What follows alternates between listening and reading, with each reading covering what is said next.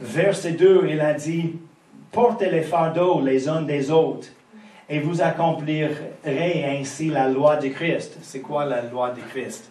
C'est l'amour. Amen. Donc, quand on aide les uns les autres avec les fardeaux, comment on fait ça? Juste comme on a fait juste maintenant. En prière, en supplication, quand on prie pour les autres, dans leur situation, même en particulier les bébés, les jeunes dans le Seigneur, quand ils ne savent pas qu'est-ce qu'ils vont prier, on peut aider en prière de porter leur fardeau. Quand on prie pour eux, on rejoint les autres en prière avec notre foi, on supporte les autres avec notre foi. N'est-ce pas? Amen. Amen. Tournez avec moi ce soir, Éphésiens 6.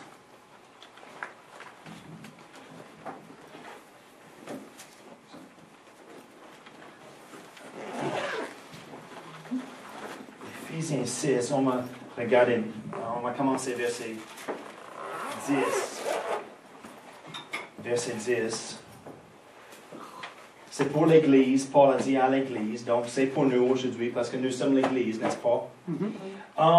Éphésiens 6, verset 10. Au reste, fortifiez-vous dans le Seigneur et par sa force toute puissante. Revêtez-vous de toutes les armes de Dieu afin de pouvoir tenir ferme contre les ruses du diable. Il parle au sujet les armes de Dieu, okay? C'est tellement fort. Car nous n'avons pas à lutter contre la chair et le sang, mais contre les dominations, contre les autorités, contre les princes de ce monde de ténèbres, contre les esprits méchants dans les lieux célestes.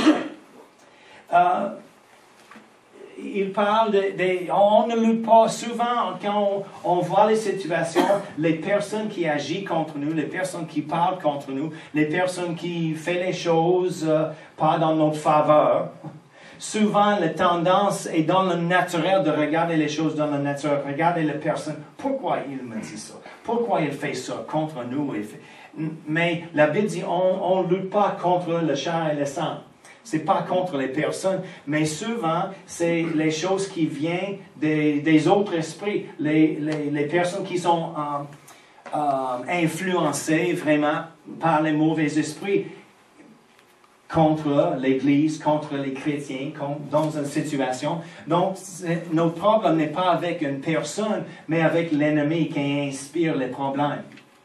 Et on a besoin de rappeler ça et ne prendre pas les choses personnellement, vraiment avec la personne. Oh, je n'aime pas ça, oui.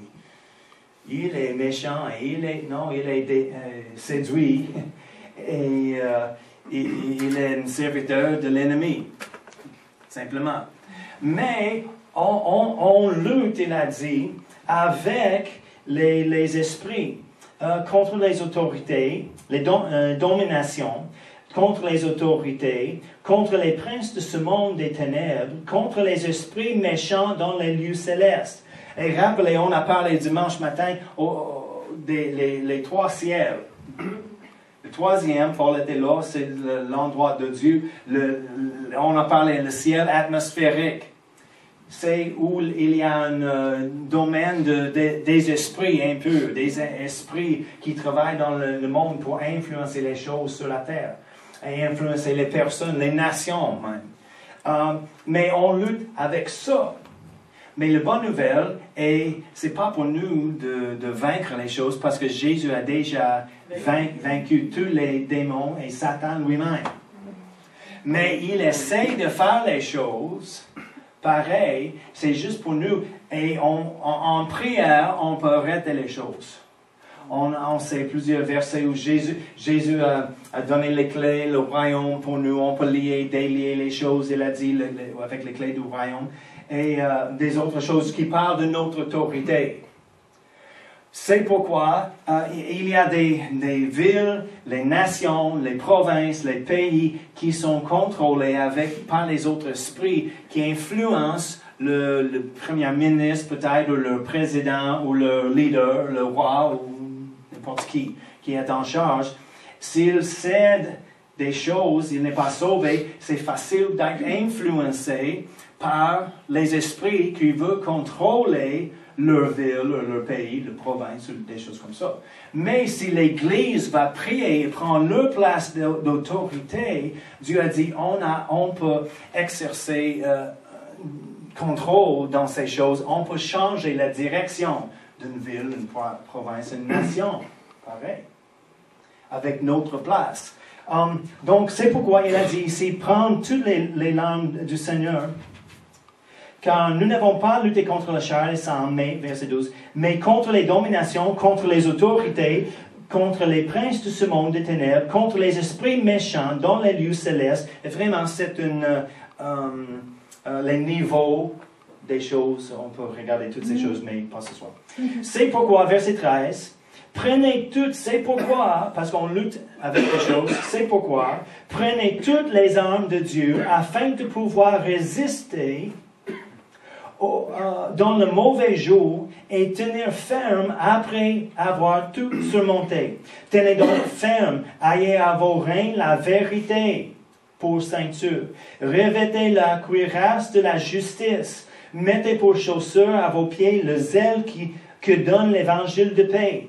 Prenez par-dessus tout cela le bouclier de la foi, avec lequel vous pourrez éteindre tous les traits enflammés du malin.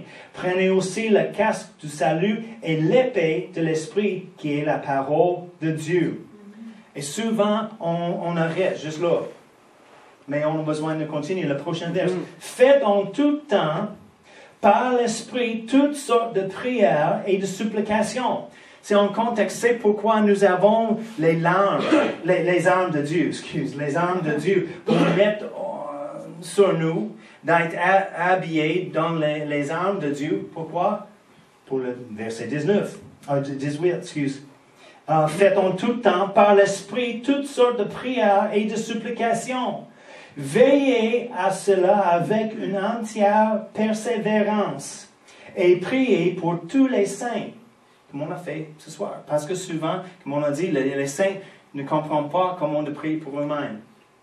Donc, on peut aider. Priez pour moi, il a dit. Paul a besoin de prière. Ah oui, absolument. Priez pour moi afin qu'il me soit donné, quand j'ouvre la bouche, de faire connaître hardiment et librement le mystère de l'Évangile pour lequel je suis ambassadeur dans les chaînes, et que j'en parle avec assurance comme je dois en parler. Amen. Amen. Donc, il a demandé les prières. Et on ne lutte pas contre les personnes, mais on peut prendre toutes les situations, toutes les circonstances concernant les gens et nous, en prière, habillés avec toutes les armes de Dieu pour le but de prier. Parce que si on comprend notre salut, on prend la foi et l'évangile de la paix et la justice et toutes les choses, toutes les armes, on comprend ces choses. Nous sommes équipés pour se tenir dans une place de prière pour aider les autres, pour aider nous-mêmes et pour aider les autres surnaturellement. Il y a une puissance en prière. On dit en tout temps, tous les chrétiens, oh oui, je crois en prière.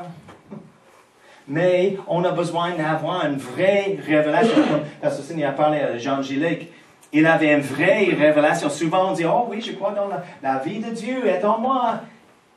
Mais il avait une révélation vivante en lui. J'ai la vie de Dieu vraiment en moi. Quand je touche quelqu'un avec la vie de Dieu.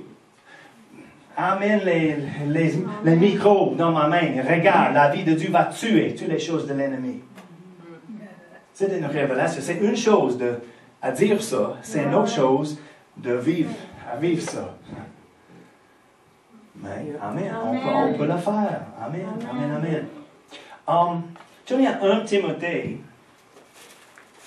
2. 1 Timothée 2, versets 1 à 4. Paul a dit à Timothée, jeune ministre, j'exhorte donc avant toute chose, premièrement, au début, avant toute chose, à faire des prières, des supplications, des requêtes, des actions de grâce pour tous les hommes. Non, Seigneur, c'est beaucoup de personnes. 7 milliards sur la terre aujourd'hui. Pour tous les hommes, mais encore, c'est pourquoi nous avons le Saint-Esprit. Il nous conduit. Et quand on prie dans l'Esprit, on peut prier pour les personnes, on ne sait pas. Et combien de personnes, on ne sait pas. Peut-être on prie pour un groupe de personnes, une église. Peut-être on prie pour une nation. Le Saint-Esprit, il sait les choses.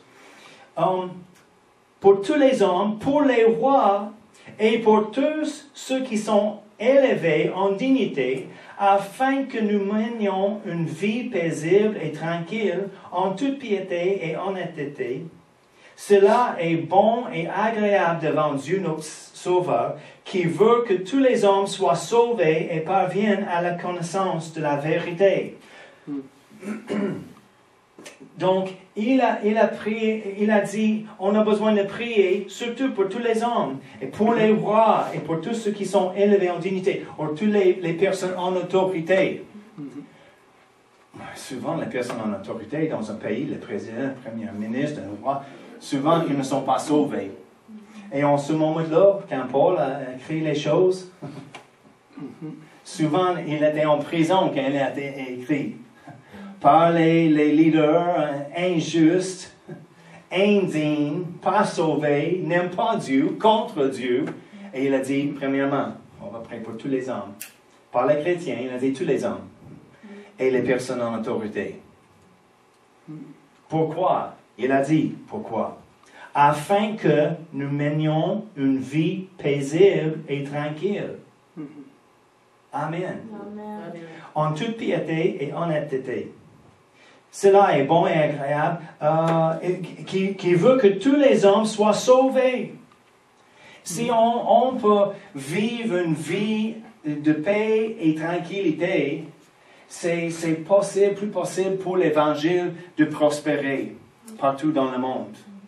Mais quand il y a les guerres et les choses comme ça, nous ne sommes pas libres de publier la parole, de témoigner, d'évangéliser. C'est tellement difficile. Mais il a dit, Dieu veut que tous les hommes sont sauvés. C'est pourquoi on a besoin d'évangéliser. Mais avec beaucoup de troubles dans le monde, c'est plus difficile. Mais quand tout le monde est en paix, on peut voyager partout en paix. Mais même aujourd'hui, il y a des pays, on ne voyage pas parce qu'il y a les troubles. Les personnes-là ne reçoivent pas l'Évangile facilement parce que les évangélistes ne peuvent pas arriver. Donc, on a besoin de prier pour les leaders. Et c'est notre autorité parce que si on rappelle les tentations de Jésus, l'ennemi, il a offert Jésus le gloire des royaumes du monde. Il a dit, c'est le mien pour donner à qui je veux. Et Jésus a dit, ok, mais non, merci. Donc c'était vrai. Pourquoi? Parce qu'il est en arrière de plusieurs personnes en contrôle des nations, les pays, les provinces, même les villes et les choses. Et il a la gloire de ces endroits pour donner. Il peut changer un pour un autre, plus mauvais. Mais quand l'Église et les croyants prient, on peut éviter certaines choses, on peut changer les directions, on peut garder notre endroit en paix et prospérité et les bonnes choses de Dieu, avec la bénédiction de Dieu. Mais souvent, l'Église dit, aussi longtemps que Stephen Harper est là, il y aura ci et ça. Aussi longtemps que les libéraux, les conservatifs, ou les uns, les autres sont comme ça, il n'y a pas de chance. Non, malgré les personnes en charge, si c'est bon, mal, sauvé, non sauvé, chrétiens, juifs, musulmans, on peut changer la direction parce qu'on a les oreilles de Dieu. Et aussi, nous avons l'autorité sur la terre. Mais souvent, les chrétiens disent, qui sera. C'est Dieu. Dieu va faire les choses qu'il va faire. Non. Oui, il y a un plan. Et éventuellement, le plan de Dieu sera accompli. Mais pendant le temps, on peut aider le plan. On peut arrêter les choses d'être déplacées ou empêchées. Non, on peut aider les choses. Je veux lire quelque chose d'un livre de Kenneth Hagin. Il a dit, c'est une révélation qu'il a eue.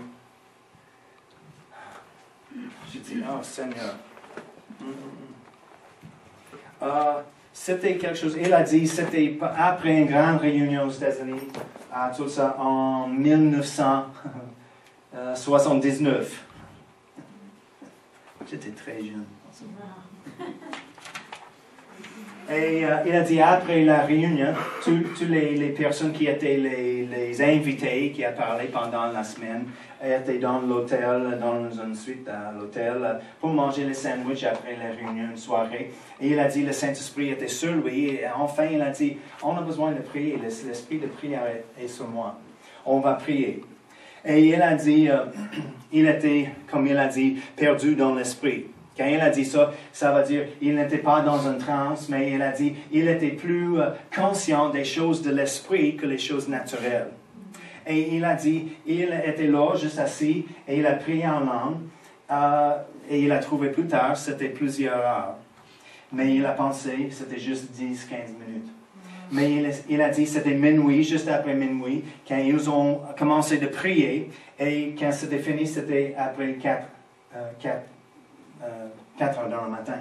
Et il a dit, Jésus a parlé avec lui. Et il a donné les instructions pour l'école de la guérison, les prières, ils ont déjà commencé. Mais il a dit, j'ai vu quelque chose. J'ai vu 3 choses qui sont sorties de mer Atlantique. Il semblait comme les grenouilles. Les grenouilles géants et noirs, grands comme les baleines. Et un était dans l'air, l'autre deux avait juste la tête au-dessus de l'eau, de l'est. Et il a dit, j'ai eu quelque chose semblable il y a 9 ans avant. Jésus m'a dit, tu as vu la même chose en 1970. Je t'ai dit exactement ce qu'il, oui, okay. Ce que c'est, oui. C'est les grenouilles, hein? Oui. Okay. Mais, gros comme les baleines. Okay. Mais tu n'avais pas fait les choses que tu aurais dû faire. Je t'ai dit en 1970 de prier pour les leaders de la nation. Et que les choses qui s'est passées pendant le temps avec Watergate, tu comprends, Watergate, ouais. il y a une grande chose avec le président Nixon, des choses. Et qu'est-ce qui s'est passé? C'est pas la faute, c'est pas la faute complètement de l'homme qui était le président. Je vais tenir les chrétiens de cette nation responsables, Jésus a dit. Vous êtes celui qui a permis les choses de se passer dans votre nation. Si tu as prié, il n'aura jamais se passé. Et il a monté les choses. Il a dit, checker sur les choses que je dis. Il a dit plus tard, il a checké ses notes de 70 et il a trouvé les choses que Jésus a parlé et c'était exact comme ça. Jésus m'a dit, en 1970, tu as vu les choses semblables, les objets noirs qui sont sortis de l'Atlantique et ils ont sauté un au-dessus de l'autre et traversé toute la nation. Si tu et tous les chrétiens auraient fait les choses que tu aurais dû faire, rien des choses devrait se passer. Oui, exact. Et tu n'aurais pas à voir les riots, comment ça s'appelle? Les émeutes. Les émeutes, les perturbances politiques. Ton président avait fait les erreurs, il a fait. En fait, je tiens l'Église responsable pour ses erreurs. Imaginez. Je rappelle notre pasteur en Floride, il a dit, il était un jeune homme qui travaillait et il était dans une place le jour que le président Nixon il a résigné. Et il était là avant, en arrière, la Maison Blanche. Il est sorti sur l'hélicoptère. Il a salué tout le monde. Il est parti de la Maison Blanche pour la dernière fois. Et mon pasteur a dit, il a pensé, bon, c'est bon, il a quitté. Bye bye. Et Dieu a dit, qu'est-ce que tu as fait de ça? Il a dit, tu es responsable parce que tu n'as pas prié pour lui. Il a dit, il est reparti tout de suite. Mais Kenneth Hagin a dit, quand Dieu a dit, en fait, je tiens responsable, toi et l'Église, pour ces erreurs. Et il a dit, j'ai commencé de pleurer et crier, oh Dieu. Jésus a dit, oui, je te tiens et l'Église responsable. Ensuite, il a dit, quand tu telles cela à quelques chrétiens, ils riront. Mais quand ils sont devant moi, le siège de jugement, et ils reçoivent la condamnation au lieu que la personne qui était le président, ils ne riront pas. Si les chrétiens avaient fait les choses que je l'ai dit dans la Bible, s'ils avaient prié pour les leaders de la nation, ils auraient gardé les esprits mauvais d'opérer. Il a continué les choses semblables, pas la même chose, mais les choses semblables sont prêtes de commencer encore. Si tu ne pries pas, il arrive. Je ne tiendrai pas le président responsable pour la nation. Je tiendrai les chrétiens responsables pour la nation. Et il a donné les trois choses qui arrivent dans la nation s'il ne prie pas: les choses économiques, les choses politiques et les choses, autre chose. Mais c'est juste, le point est vraiment, nous avons une autorité. Et il a dit, quand Jésus parlait avec lui comme ça, il a réalisé, on avait une grande autorité, on ne l'utilisait pas. Donc, on va prier pour Québec ce soir. Amen. Oui, c'est plus facile de faire les plaintes et chicaner, et faire non, c'est pas correct, et madame telle et telle a fait ci et ça, monsieur tel et tel, il a fait les autres choses, et c'est toujours le gouvernement. Mais la Bible dit, nous sommes responsables pour nos paroles.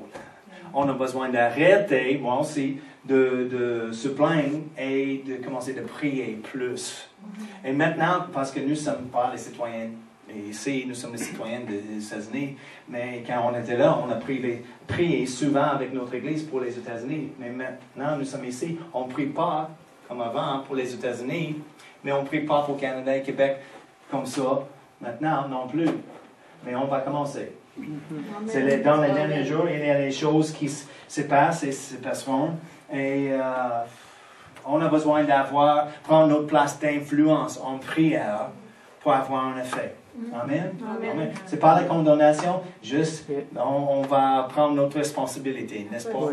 Et je crois que Dieu, le Saint-Esprit va faire une connexion avec nous de prier des choses. Okay? Donc on va prendre juste quelques minutes ce soir et on va continuer plus tard parce que ce n'est pas la prière de foi, on prie une fois, c'est fini. Non, c'est les choses, on va faire l'intercession et la supplication pour notre gouvernement, le pays et toutes les personnes en autorité. Okay? Merci Seigneur. Alléluia. Seigneur.